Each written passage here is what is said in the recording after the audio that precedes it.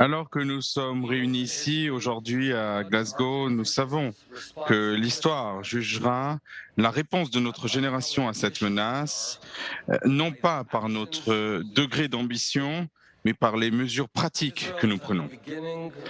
Israël est au début d'une révolution sur le changement climatique.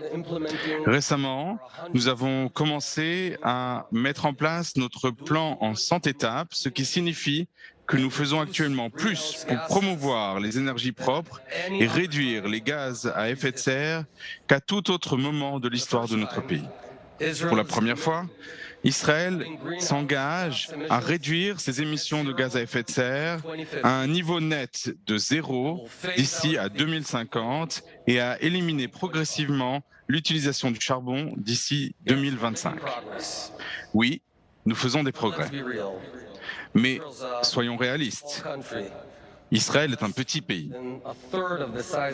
Nous faisons moins d'un tiers de la taille de l'Écosse. Et par conséquent, notre empreinte carbone est peut-être faible, mais notre impact sur le changement climatique peut être considérable.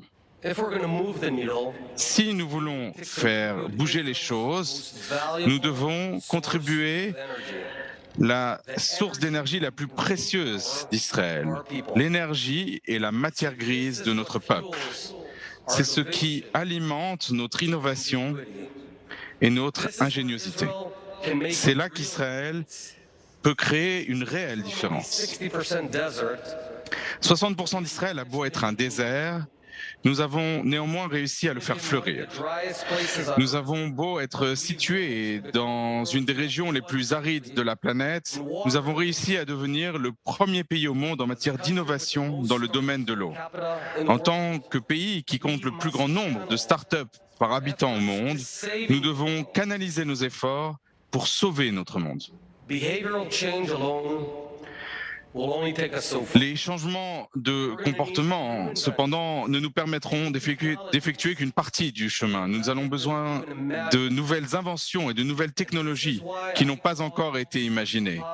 Et c'est pourquoi j'en appelle à nos entrepreneurs, à nos innovateurs, en Israël et dans le monde entier. Vous pouvez changer la donne. Vous pouvez aider à sauver la planète. Vous voyez, au lieu de construire une énième application à grand renfort de publicité, pourquoi ne lancez-vous pas des startups qui aideront à résoudre cette menace mondiale?